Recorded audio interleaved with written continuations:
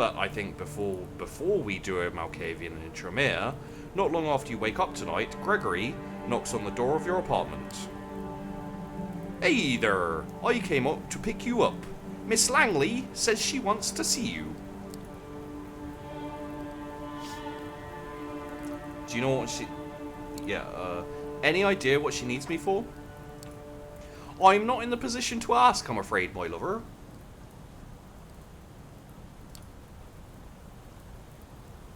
He smiles politely.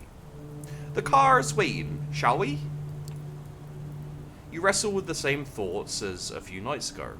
Maybe you should just leave, disappear, let Sophie find someone else to employ. But then you remember the Anarch thug being cut down by Kadir, and how close you were to the same fate, not even a week ago, and that it might still happen if you step out of line. You follow suit. As with your previous visits here, Sophie seems not entirely present when you enter. Her eyes are locked to one of the paintings in the room. You're pretty sure it's been here before, but she's behaving as if she's seeing it for the first time in her life, entirely entranced. Gregory clears his throat. Sophie turns to the both of you, a bit of irritation in her countenance, which soon gives way to a pleasant, warm smile. You're here. Excellent. Thank you, Gregory. Her driver leaves and she turns her attention to you. I hope you had a good few nights and made some new acquaintances, but I have to say, I'm happy to see you, Daedalus. Thank you for coming. The change of the mood in the room is so sudden and startling, it makes you consider the true power of vampiric charisma. Rationally, you know you're being manipulated, but you don't even care. Her eyes, her motion, her entire body language all feel 100% genuine in expressing legitimate interest in you and your well-being.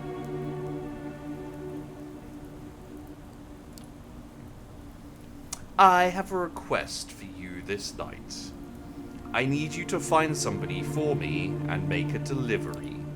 I didn't notice that nudie in the background. Is that against TOS? I'm hoping it's not.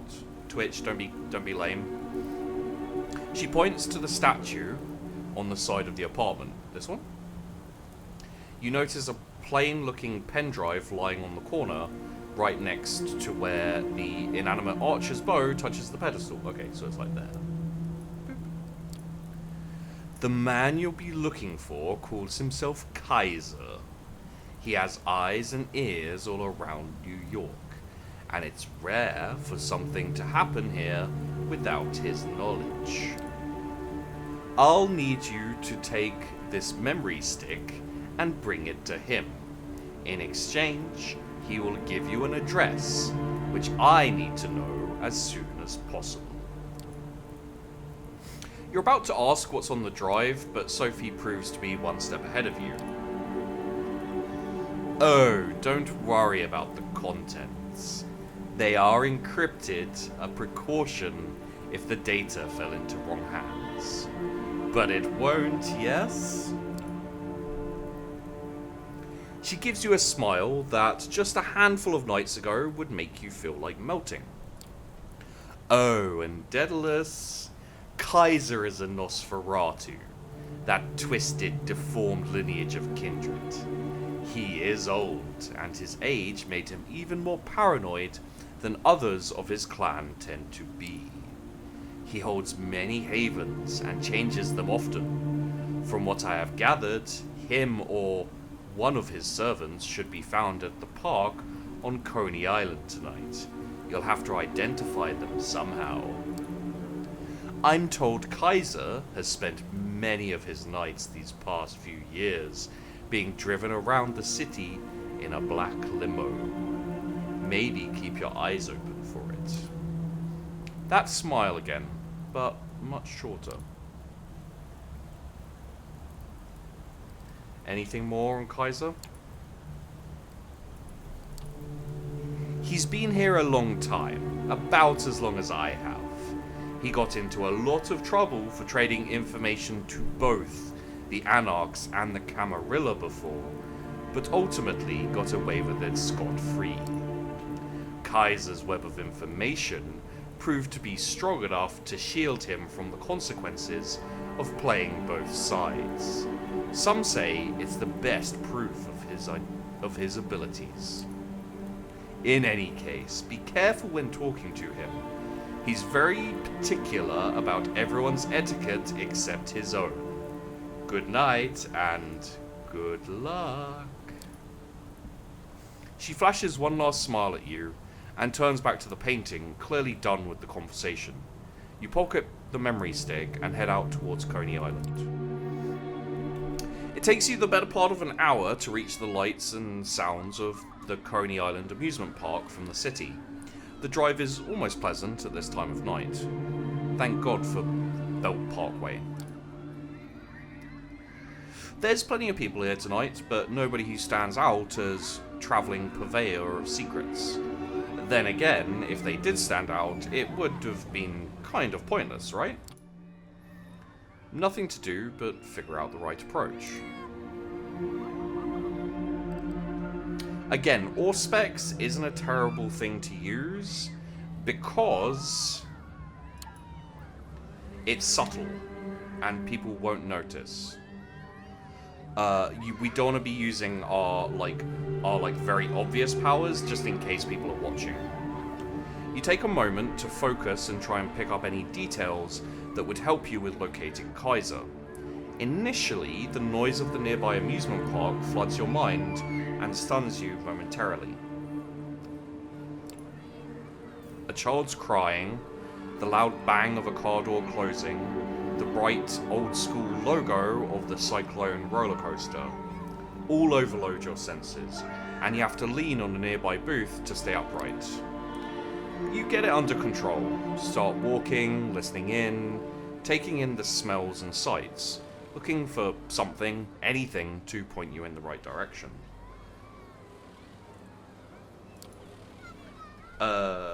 Don't know which ones you have, but that's a Toreador power, right?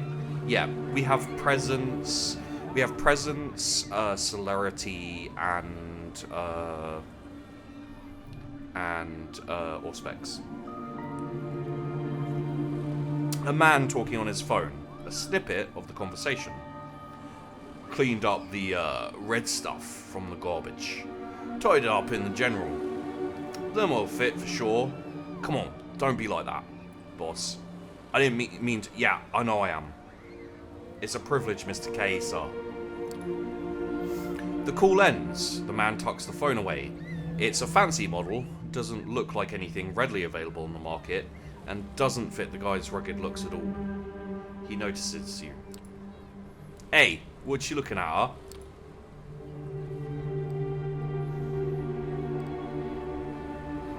You're just the guy I was looking for. Care to call your boss again for me? Huh? Nah, I think you've heard wrong. Piss off. Was this written by British people? Because it's set in New York, but I don't... Do Americans use piss off? I thought that was British. Maybe I'm wrong.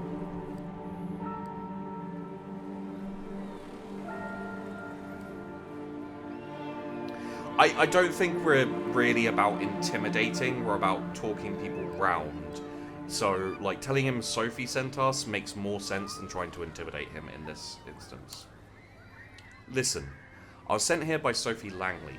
She has something for Kaiser. I need to contact him and pass it on. Nothing more to it. Don't know her, and I told you already. Don't know who Kaiser is either. He sees the doubt in your face. Fuck it. Stay right there. He produces his phone. It's a fancy model. Doesn't look like anything readily available in the market. Unlocks it. Picks a number. 2 tones go by. A voice on the other side. Sorry to bother you again, boss. Yeah, I know how much you need your alone time. That sounds nice. There's somebody here who wants to see you. They're with Langley. Sophie Langley, yeah. A string of loud obscenities fill the phone. The man winces and pushes it away from his ear, and then the call stops. Almost immediately, a chime. The Count's laugh from Sesame Street. Ah. Wow. announces an instant message sent to the phone. He's, on his way. Don't go anywhere. The inside of the limo used to be a luxury lounge, the kind with a stripper pole and a bar full of alcohol, but it has none of that currently. Instead, there are monitors and consoles. Dozens of displays, each one showing something different. Surveillance camera footage, stock market quotes, television news, emails, tweets, silent movies, lo-fi footage of a gory torture session. You wonder if the limo's owner can focus on anything when surrounded by all of this visual noise, and then realise there's nobody there. Or is there? He blinks into existence on a leather-covered couch, attempting to maintain something that approximates a regal presence. You're 100% sure. That's Kaiser. Surrounded by dimmed computer screen lights, his features are even more ghastly than you imagined. All sharp angles of twisted bone, severed flesh, and crooked teeth. He bears them in an awful parody of a smile. The doors close behind you. So, that waste of good vitae outside tells me Sophie Langley sent you, huh? You got something for me? You reluctantly pull the flash drive from your pocket and slowly pass it to Kaiser. He plugs it into a USB port in the arm of his chair and displays the data on one of the screens that happen to be turned away from you. It takes him about a minute to access the data. Who do you people think I am? I've seen this footage a week ago. He plugs the pen drive out and throws it back at you in disgust. Tell Sophie the deal's off. She wants her address. She gives me something else.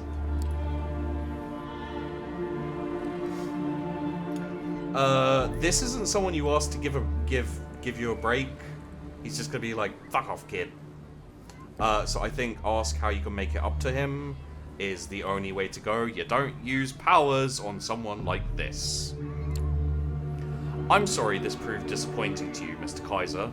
Can I do something to make it up to you? He seems genuinely impressed.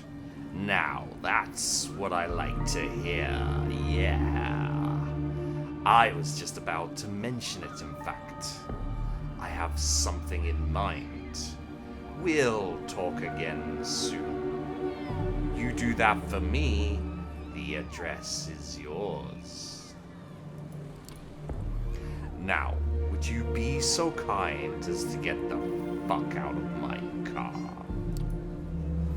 You're pretty sure you're done here. You get out, close the door behind you, and the car immediately starts backing up. The opaque windows slide by you, and soon, the limo is on its way out. Kaiser's lackey is nowhere to be seen, so you make your way to your car and drive back, wondering what tomorrow brings. Are we halfway, or are we full way? Okay, we can do another one. So it looks like... You know what we could do? We should check out the Faith and Myth, right? Just to see what it is about. Okay, it's always the Toreador Rose. I was wondering if that was like a Toreador mission, because it had the Toreador Rose, but they're all... So, how about we do this tonight, and then hopefully tomorrow we can do both of these guys and see where we stand. Okay, let's try Faith and Myth. I was going to ignore it, but I don't feel like we could completely ignore everything. You haven't been to church since you became a vampire, or kindred as the euphemism goes. You've had to focus on concrete, practical things like survival and feeding. You've learned the essentials of the vampire experience, but you don't really have a clear idea of what it all means. The Cathedral of St. John the Divine is a New York landmark. You've been inside once before when you were much younger. You marvelled at its gothic facade. Looking at it now from across the street, it feels ominous. The prospect of an anonymous invitation to a secret meeting is a worrying one, but the venue is well chosen. It's hard to imagine a violent attack in a place like this, with eyes everywhere. You enter the cathedral discreetly. You've quickly learned this is an essential skill for a vampire, how to move without anyone noticing you. The full force of the cathedral's architecture hits you as you walk between the pews. If the architect meant to create the feeling of being small in the face of God's glory, mission accomplished. Based on the note, you're assuming that whoever you're meeting is somewhere in the front. As you step closer to the high altar, it feels as if something is dragging at your feet, as if the stone beneath you resisted your movement. He would definitely think religion is a superstition. Religion is a superstition. It must be your nerves. As you try to shake the feeling of crushing foreboding, it occurs to you that vampires are a superstition too. There's an old man sitting in the front. You see only the back of his head bowed in silent prayer. Your footsteps echo on the floor, and he turns to look at you. You can't take your eyes off him. He's tall, dignified, white hair balding, a few strands escaping to the sides. He's wearing glasses and simple clerical clothing. His eyes are warm and pale, too kind for someone like you. Something is wrong. You feel heavy, as if a giant hand was pressing you down. The skin on your face is burning. Perhaps unconsciously, you expected something like this, as a vampire walking into a cathedral. Only, it's not the building or God making you feel like you're burning alive. It's the man, the priest. Welcome, my child. The priest's tone is kind, but the rising panic inside is telling you that kindness is not for the likes of you.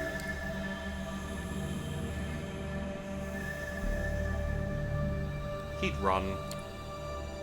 The man is looking straight into your soul. You turn and run the way you came, stumbling out of the cathedral. You emerge outside, confused and scared. What was that? At least you escaped unharmed. You stand on the sidewalk, confused and scared. No enemies seem to be attacking you. The priest didn't follow you. The night air is wet with the smells of the city, the same as every night. How did it feel? You look at the man speaking to you. He's well dressed, if a little archaic, dark-haired, handsome, like a character from an old movie. He smiles as if he knows something you don't. You glance around. There are people on the street. You don't appear to be in immediate danger. Yeah, I think he'd be... Why does it hurt so much? That's the question I wanted to talk to you about. Let me introduce myself. My name is Benoit Segal. We share many things in common, even if you don't know me. Benoit offers his hand to you. Yeah, let's use Auspex. Benoit is a vampire, that much is clear. He is using his blood to simulate the functions of a living body, but the rhythm of his heartbeat reveals its artificial nature. Would you mind sitting with me for a moment? Benoit points to a park bench nearby. In darkness, because of a broken streetlight. Wary, you decide to follow him. Only an enemy totally unconcerned with the Masquerade would attack you here.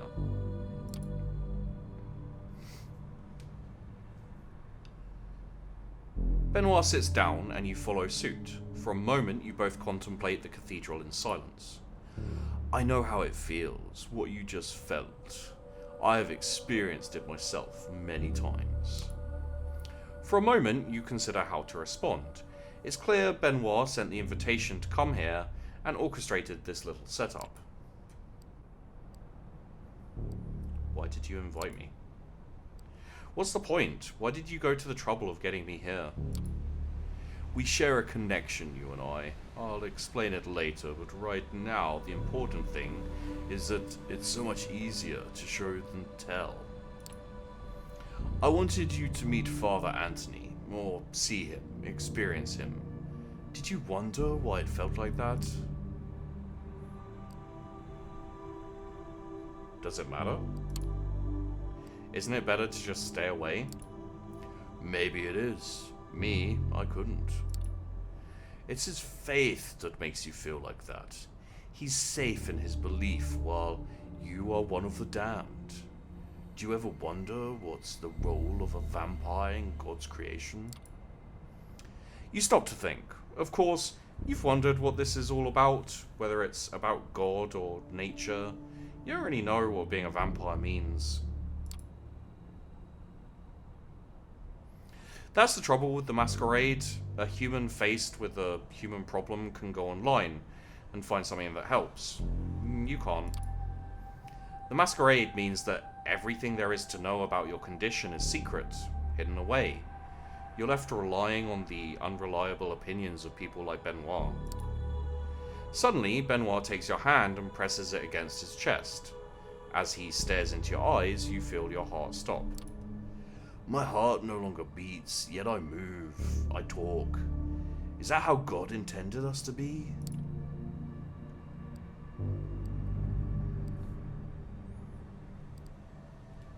Yeah, I think he...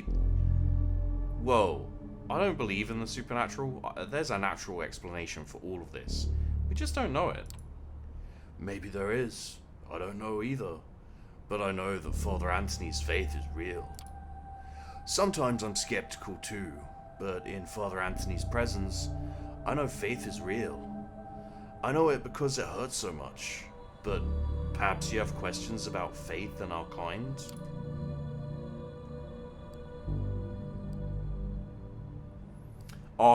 An artist would definitely say this. Perhaps we are divine, not damned. Benoit laughs, and for the first time the aura of bitterness enveloping him lifts. You're clever.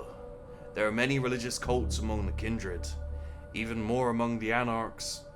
Some of them do indeed believe we are divine. We die, we rise again, just like Jesus. Be careful with that kind of talk, though. You might not know it, but there are always politics attached to every belief.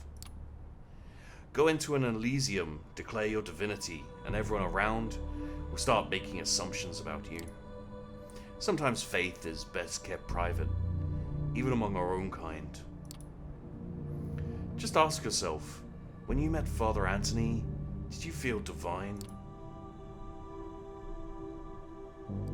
Did I just come here to talk about religion?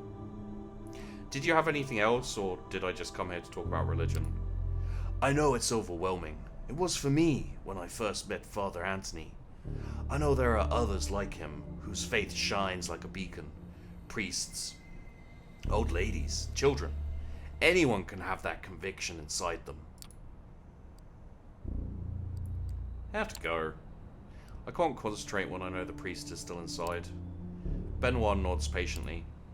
Let's meet again in a few nights here at the Cathedral. We can talk more after you've thought it through. You leave Benoit sitting in the shadow of the Cathedral, contemplating what lies within. It would be easier to ignore his words without the reality of what you experienced. Father Anthony was holy. You know it to be true, but what does that mean? And that will take us to... yeah, we need to rest, okay?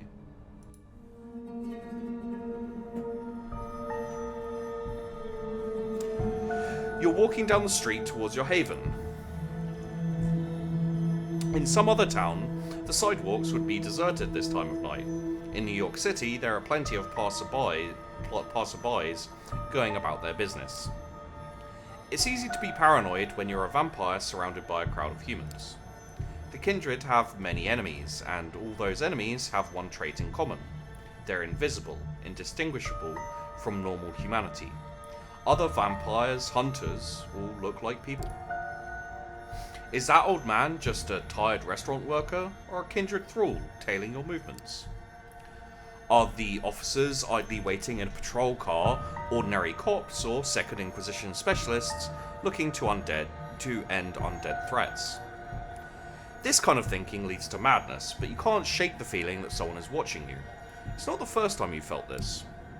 Following the queue of so many mortals around you, you stop at a street corner to casually survey your surroundings as if you were trying to remember which turn to take. You look around ostensibly at street signs, but in reality to see if someone really is following you. Down the street where you came from, a crowd of young, drunk men argue loudly about baseball. There's an indistinct figure standing behind them, almost impossible to notice. A woman, probably. The men unconsciously move around her as they start to walk away, still mouthing off at each other. Whatever this is, it's probably something you have to take care of. Best case, someone is tailing you. Worst case, you'll be attacked and killed. Unfortunately, being undead has its limitations. The sun is coming up soon, and you'll burn to a crisp if you stay on the streets. You reach your haven and settle in for the day, disconcerted by the idea that someone might know where you sleep.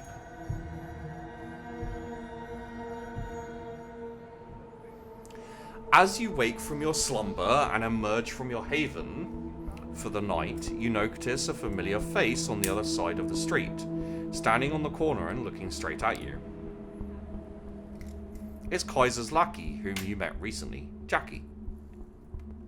He nods to you, encouraging you to approach. Okay, so we're going to have to do the Kaiser thing, I guess, so we'll only get to do one of the other people. I think we'll probably do Hope, and then finish off with the Tremere for the other. His hands are out of his pockets and he seems pretty relaxed. He's keeping his eyes on the street though, as if making sure you're alone. He smiles awkwardly when you approach. Evening. Got something from you for our mutual friend. He produces a crumpled piece of paper from his jacket pocket and hands it to you. Read it, memorize it, then give it back here. It's a letter. The paper might be just a page ripped out of a spiral notebook, but the writing on it is exquisitely detailed and deliberate. It reads, "Time to square the debt with me. Go to the wine shop at 232 Mulberry Street and ask for the 1821 Special Reserve Donatello Negro Amaro. When they tell you they don't have it, say you are a Fedele Servitore della Familia G. Those exact fucking words, and make sure you get the G right. You'll get a bottle. Just take it and leave by saying grazie. Don't ask how much it is or anything else, just walk out. When you have it, come back to Jackie Boy here and let him know. You done? Memorize that shit and hand it over." Didn't think your boss was a letter guy. Isn't electronic computer communication his old shtick? Yeah, well, some things are better done the old-fashioned way. You about done with the letter? You note the phrases mentioned in the letter and the address, then hand the letter back to Jackie. He immediately reaches for a lighter and burns it, putting out the ashes with his boot. So yeah, when you do what the boss asks, come back here so I can tell you where to go next.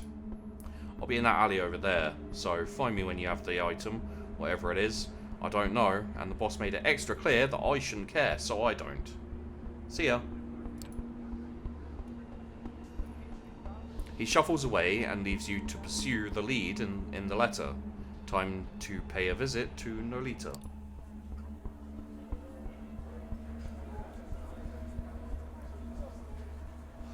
You arrive at the address mentioned in the note. Not counting the local restaurant patrons, the street is mostly empty at this time of night, but curiously, the wine shop is still open.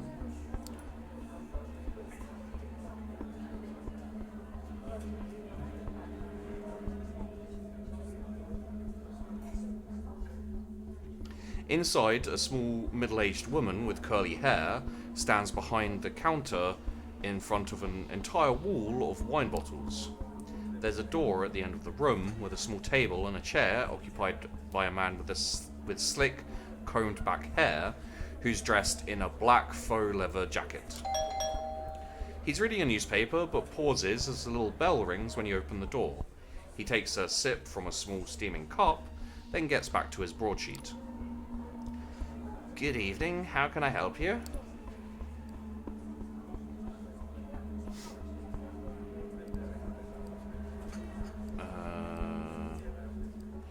chat her up, because that's where my character would go to. Wow, you got such a big selection of wine. Say, you wouldn't have a bottle of the 1821 Special Reserve Donatello Negro Amaro, would you? She gives you a curious look. Let me check. She seems to be looking through a database on the laptop sitting on the counter. She puts on a polite smile. I'm afraid we don't have that one at the moment, sorry. Apparently she's Irish.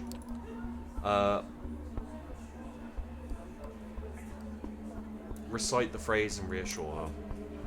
Hey, you can trust me. I'm a fedele servitore della famiglia G. She raises an eyebrow. Right, let me check our stock out back. The woman leaves the counter and goes through the doors in the back.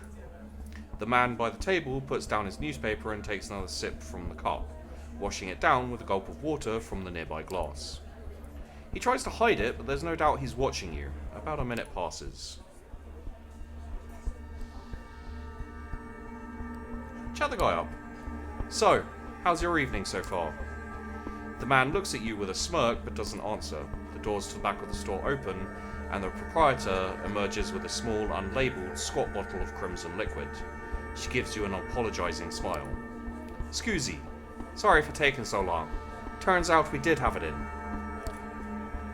She offers you the bottle and you reach out to grab it, but she retracts it. You do know what this is, don't you?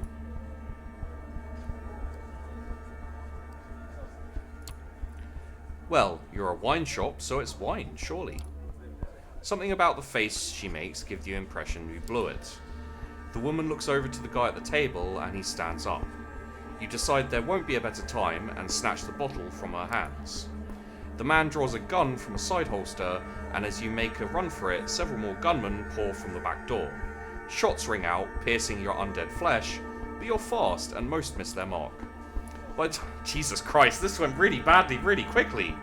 By the time you make it out on the street and lose the pursuit, you all have a few new bullet holes to patch up. The bottle is, thankfully, intact. You make your way back to the car cautiously and drive back to your apartment. It takes you some time to find a parking spot, but finally you get out of the car and start looking for Jackie. He's not far from where you parted ways just under 2 hours ago. Presents would have been good. I was worried about giving myself away as a vampire. Got the goods. I do, but it was a hassle. Got it, but it was a hassle. Oh, boo-hoo. Stick around. Gotta make it cool. He takes a few more steps into a narrow space between two buildings and takes out the same high-tech phone you saw him carry last time. Presence does not in fact break Masquerade. I'm iffy about using my powers too much. I feel like, you know, it's something that the Second Inquisition are looking out for, and I just started. I don't want to abuse the powers. Because he was watching me, I was paranoid that he was like someone investigating me, not a guard on the shop, which he appears to be. He appears to have been a guard on the shop, basically.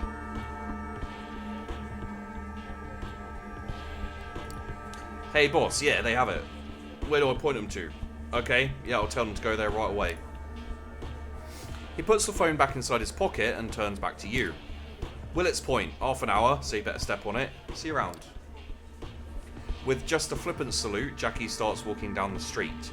You make your way back to the car and drive. You had to push the speed limit to make it on time, but you're here. Willets Point is quite a change of scenery. The place is a post-industrial dump, the nearby stadium notwithstanding. You stop your car once you realise if you go any further down, the potholes are going to kill your chassis. You step out into one of those gashes in the asphalt, splashing the ankle-deep water. Kaiser's limo is nowhere to be seen. In fact, the whole place is pretty much deserted, other than the apparent proprietor of a lonely bar, a middle-aged woman who's just locking the place up. We should eat. We're hungry. We got shot as well. This is too perfect of an opportunity to not take advantage of. She's walking to her car, ready to call it a night, when you sneak up on her. She's far too tired to resist your stronghold and swift bite. You can taste the caffeine in her veins, smell the cheap cigarettes in her hair, the old cooking grease in her clothes. She passes out. Your assault, the closing note of a long day at work. You let her down gently and feel a pang of remorse. You pick up the car keys she dropped and place her in the driver's seat. She'll find an explanation for passing out like this, for sure. The bright lights of a car pulling up down the road illuminate you as you close the door. It's a black limo. Kaiser is finally here, it would seem. Same as last time, the car doors open, but nobody comes out. You know the drill. This time, Kaiser is visible for the first time you look inside. You sit down and close the door behind you. Heard there was a shootout at Mulberry. I told you to keep to the fucking script, didn't I? You have the bottle? Give it here. You hand the bottle over to the Nosferatu. He uncorks it gently, takes a whiff, and puts the cork back in. Yeah, that's the stuff. Good job, kid. Consider your debt paid. Oh yeah, and also have this. It's what Langley wanted. He passes you an envelope with what feels like a thick card inside.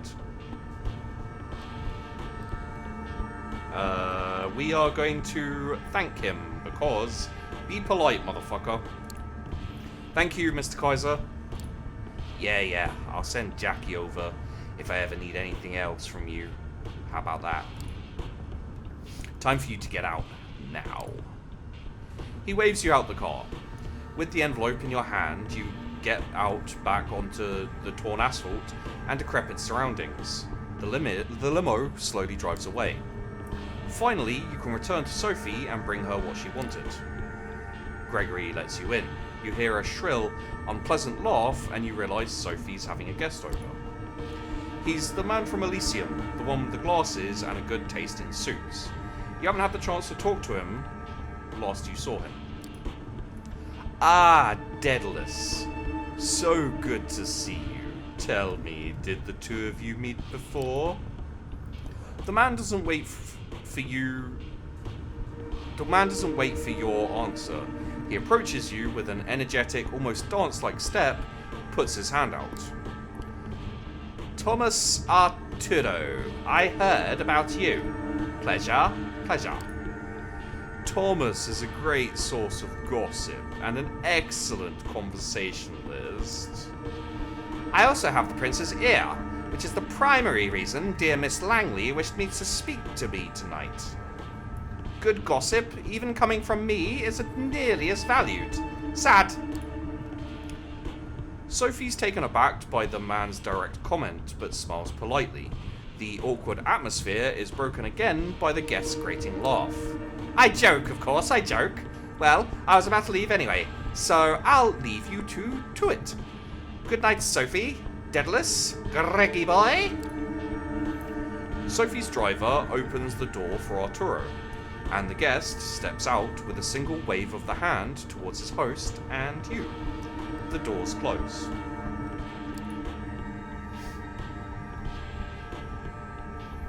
Sophie's driver opens the door for Arturo, and the guest steps out with a single wave of the... Oh, there, yeah. He's quite the character, isn't he? Yes, quite. But he has his uses. Thomas has clout in court, and access to many juicy details on everyone from the prince to the lowliest primogen.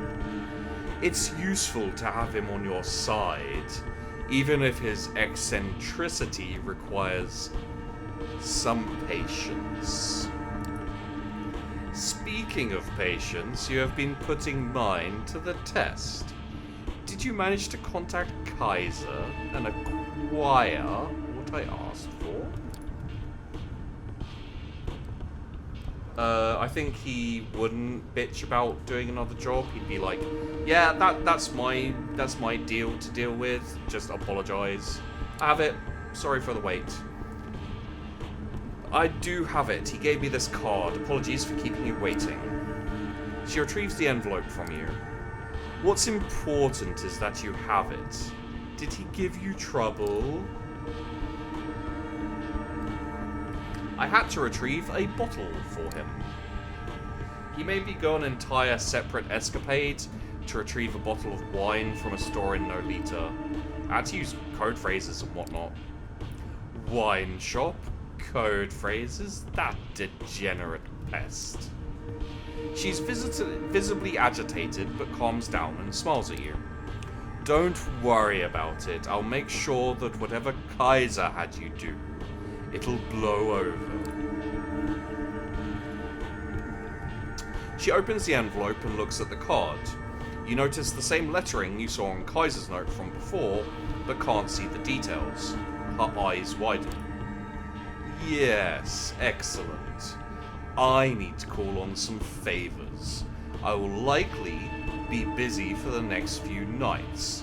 You have my permission to show some initiative, my dear charge.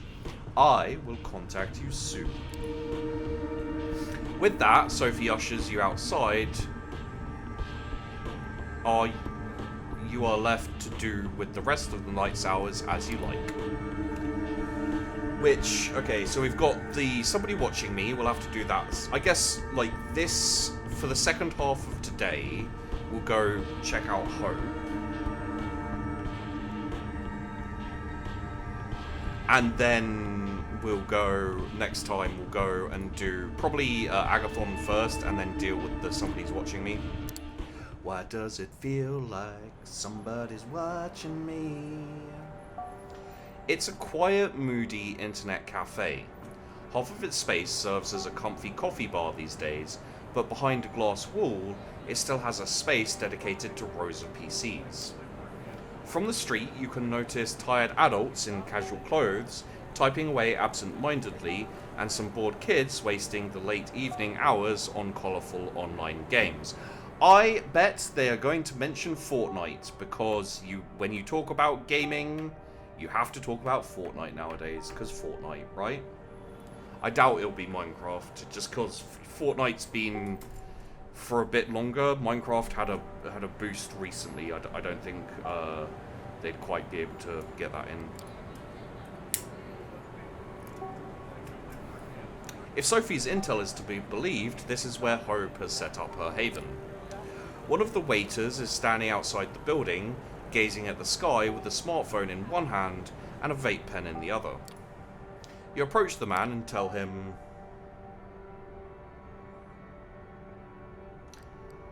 I'm looking for Hope is poetic, and I think it would suit this character. I'm looking for Hope. He releases a soft chuckle. Yeah, you and me both. The man slowly takes a drag from his e-cig, sizing you up and down in silence. After a long, awkward moment, when you're ready to leave him be, he raises his voice again. Come, right this way. He heads back into the cafe, and you follow his lead. Why is this? Why is this suddenly like, oh my god, danger?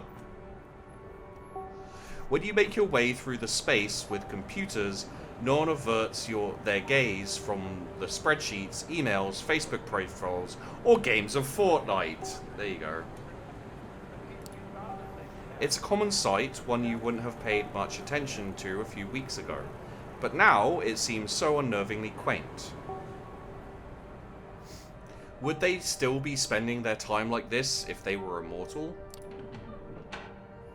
The waiter unlocks an unassuming door at the end of the room and lets you inside. You two swiftly make your way through a labyrinth of sterile grey corridors, taking confusing twists and turns. Feels like you're travelling into a different world, crossing one invisible portal after another. Eventually, you reach your destination. Your guide motions you to enter a dark room with a lone source of pale light. A computer screen in the distance, beckoning you to come closer. As you do, you hear the doors shutting behind your back and a short chuckle echoing behind it. Is this the place? Nothing else to do but sit on a chair in front of the computer. The monitor displays a modern chat application. A cursor is blinking in the user nickname entry field in the middle of the screen, obviously expecting you to input your handle. After brief consideration, you type in something goofy, a random string of characters, your name. What would he do? I don't think he'd do a random string or something goofy. So let's go with your name. Daedalus. Better play it straight and prove you have nothing to hide as a gesture of goodwill. After a few seconds, the chat window opens and messages start appearing on the screen in quick succession. Just to be clear, I don't have a wank rag. Oh, for sure. No fur. I may not voice this. God, I'm so horny. Not sure. There's so much. Wait, who's Daedalus? Daedalus? No idea. What the hell? Was anyone informed? No, no announcement. Daedalus, identify yourself within 2 minutes or get banned.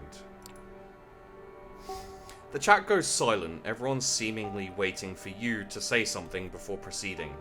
This must be a close-knit group. Better say something before they kick you out.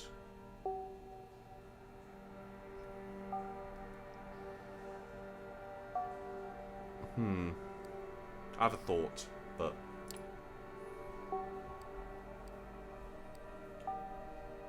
I'm looking for Hope. Is she here? Who the fuck are you? This was meant to be a safe channel. Investigating what went wrong. How did you get here? Stay calm. That's our Jerry. Gonna DM it. Oh boy, now you're in trouble. Yeah, you're gonna regret to the day you decided to spy on us. Dumbass.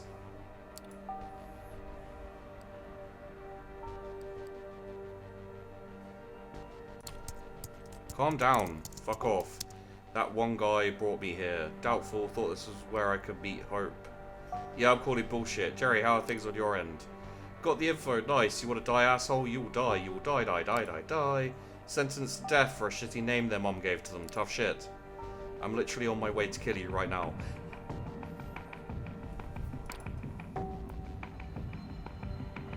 A split second after you read the message, you feel someone's arm tightening around your neck.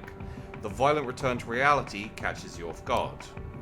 A jolt of panic rushes through your brain, paralyzing you momentarily. I don't even know how you'd use presence for that, so yeah.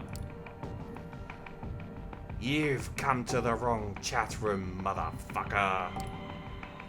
A ridiculous whisper rings out next to your ear, and the grip under your head gets even tighter.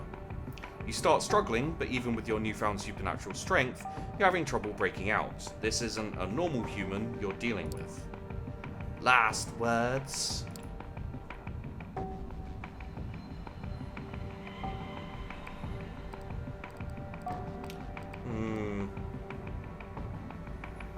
Good luck. I can't die. Just because you're kindred, got some bad news for you. The hand holding your chin shifts its position slightly. Don't struggle or I'll break your windpipe. Or my phone, which would end even worse for you. Sounds of a camera shutter and light flashing. Did they just take some selfies with you? Alright, that's enough fun. I'm letting you go. We can have a talk. Don't do anything stupid, Mr. Intruder. Pretty please. The mysterious assailant loosens their grip on you and gently pushes you away. You quickly turn to take a good look at them.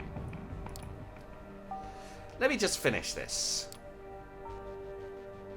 It's a pale blonde woman in her 20s, giving you slightly judgmental looks while rapidly tapping away at her phone screen.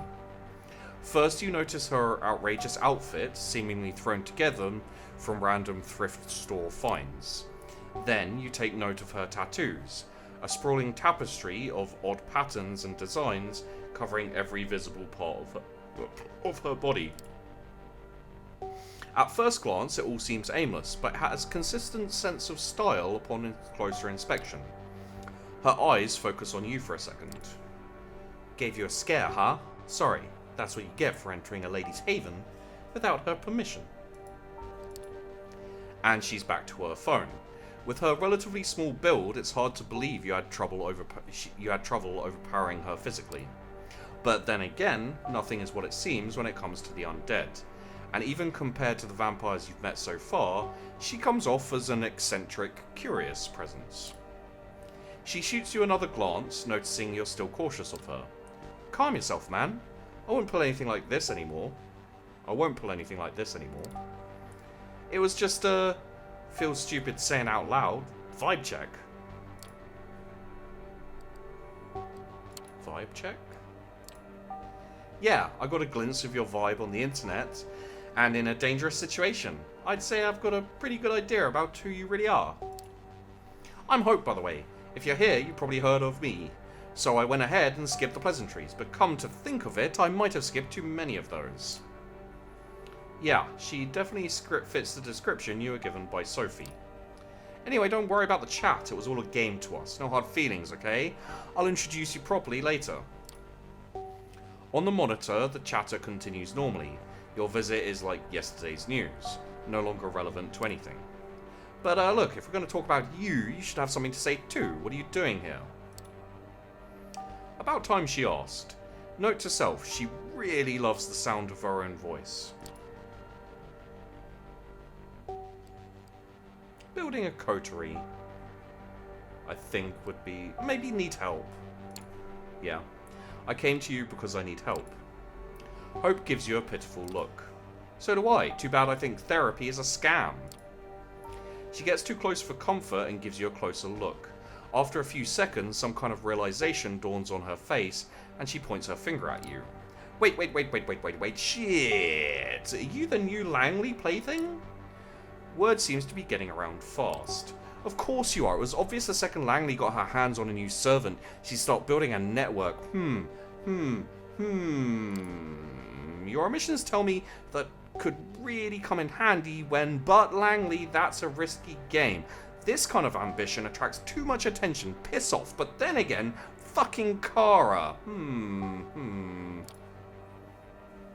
She seems to be having a spirited argument with herself, only parts of it is audible. Is it just you, or do her facial expressions and body language change a bit between one sentence and the other? Interesting. Before you make certain it's not just your eyes playing tricks on you, she focuses half of her attention back on you. The other half, of course, is still obsessed with her smartphone. Listen, I'm not saying I'm not interested in cooperation, but before I make a decision, I need to make sure you sort of understand me and that I sort of understand you. And since I was planning to put on a show before you came here, I propose a little game. Hope absent-mindedly spins her phone in her hand, considering how to put her thoughts into words. Then she approaches a switch on the wall and flicks it. Neon lights flare up, illuminating the room. You take a look around.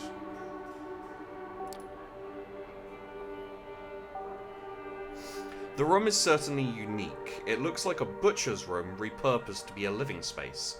The modern computer in front of you starkly contrasts the ominous industrial walls. At the back, there's an overwrought bed covered in velvet with meat hooks hanging above. On top of the bed sheets, you notice what seems to be pieces of elaborate S&M equipment and a camera. Wait a minute. You want my help? Moderate my cam show. Cam show? Your eyebrows twitch involuntarily. This is definitely not the kind of request you expected to hear tonight. She notices your confusion. Take it or leave it, buddy. You just became a kindred, but you want to become my partner in crime? Show me you can handle yourself while watching my back in everyday environment. She's serious. The show starts in 10 minutes. If you think yourself better than this, better walk out that door right now. I won't hold a grudge. I've got better things to do. As if to prove it, she looks at something displayed on her phone and cracks a brief grin. Another reply typed down with absurd speed. Tap, tap, tap, tap, tap. 9 minutes, it's now or never. Show moderator, risk of violating Masquerade. Hi, content warnings? Oh yes. So, do you take the job? This guy Will not risk a Masquerade breach. I'm definitely out. Ah, but it's for the best, probably. Hope looks honestly disappointed. Not that you care much after that welcome and that offer. Alright, get out, through the door, go right, keep heading straight until you reach the stairs, red door on the left. You should be able to find your way from there. She leads you out and shuts the door in a hurry behind your back.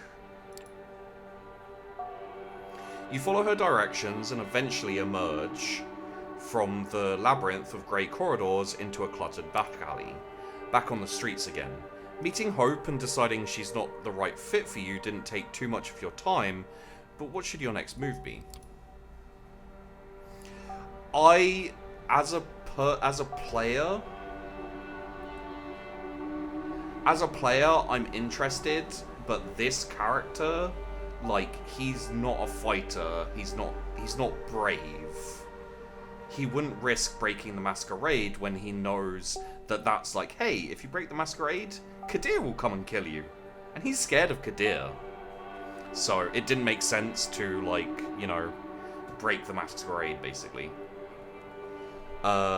We will have a rest.